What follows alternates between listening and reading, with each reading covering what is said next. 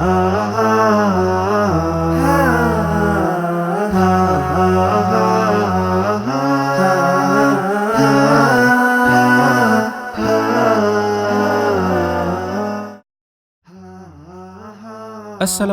warahmatullahi wabarakatuh. Sahabat santri dan calon santri, program Santri Pilihan hadir di hadapan Anda. Episode kali ini, kami akan menampilkan 3 santri pilihan dari pesantren Rodatul Hasanah, Medan, Sumatera Utara. Selamat menyaksikan.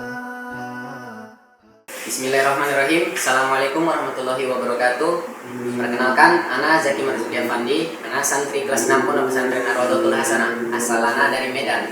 Jadi, Ana masuk pesantren sini secara tidak langsung, alhamdulillah mendapatkan prestasi yang banyak. Salah satunya itu berupa juara 3 MTQ Nasional cabang Fahmil Quran. Nah, yang mana dari untuk mendapatkan juara yang luar biasa ini, karunia Allah ini butuh usaha dan doa yang kuat beserta doa dari orang tua, teman-teman.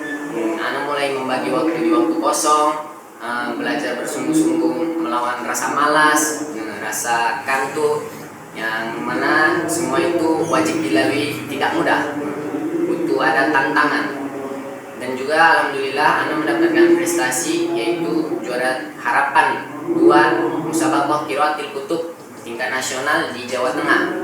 Nah, yang mana semua itu Ana lakukan wajib Ana dengan berjumpa dengan seorang guru, seorang ustaz, yang mana Ana wajib menyetorkan pemahaman Ana ataupun berupa kaidah-kaidah ilmu nahwu, sorof. Nah, yang mana dari kitab-kitab yang kita ketahui itu lawan Ana, masya Allah, bukan sekedar orang-orang biasa, semua itu santrinya orang-orang pilihan.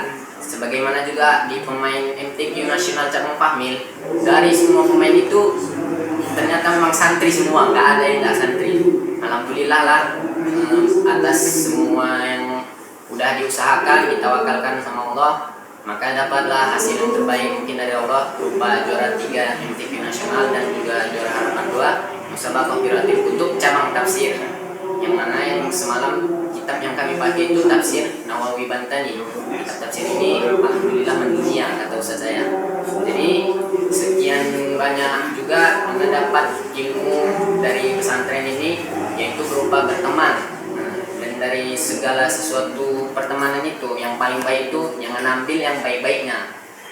Dan sebagaimana yang dikatakan ulama-ulama dulu dan ustaz Anda berpesan, perbanyak teman-teman soleh, karena mana tahu mereka lah menjadi syafaat kita.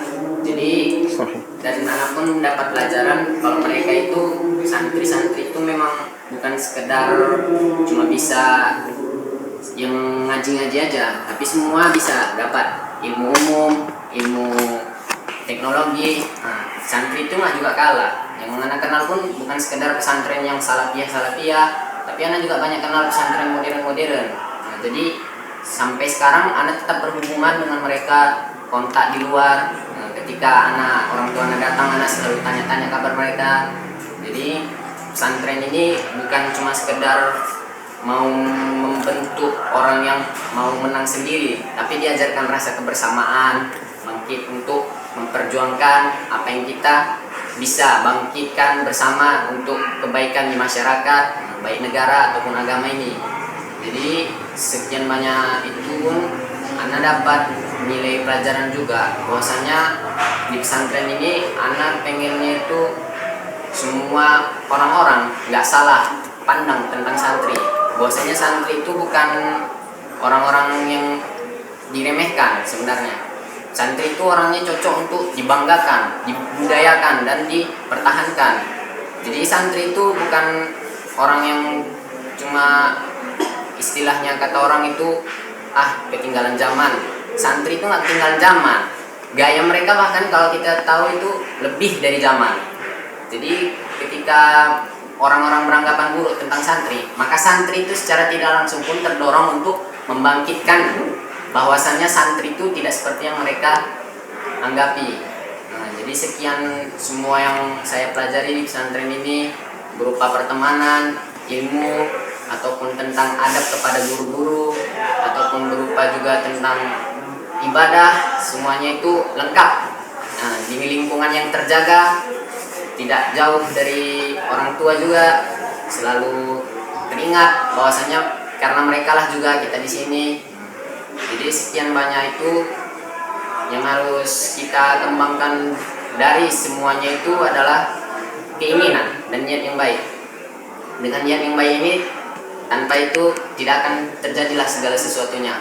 Dan juga berusaha dengan tawakal dan doa kepada Allah, maka semua itu akan menjadi yang sangat kita harapkan, kita impikan, baik berupa itu membanggakan orang tua kita atau teman-teman kita ataupun guru-guru kita, termasuk pesantren itu kita sendiri di mana kita menetap. Nah, dan insya Allah pun itu setelah tamat ini berkeinginan ke Mekah. Suatu saat nanti mana tahu anak bisa menghajikan orang tua anak dari sana. Jadi anak harap pun santri-santri itu kalau bisa pun setelah mereka tamat, nggak mesti sebenarnya ke Mekah kah, ke Timur Tengah kah, tapi mereka bisa juga ke ke Jordan. Alumni pesantren anak alhamdulillah sudah tersebar di mana-mana.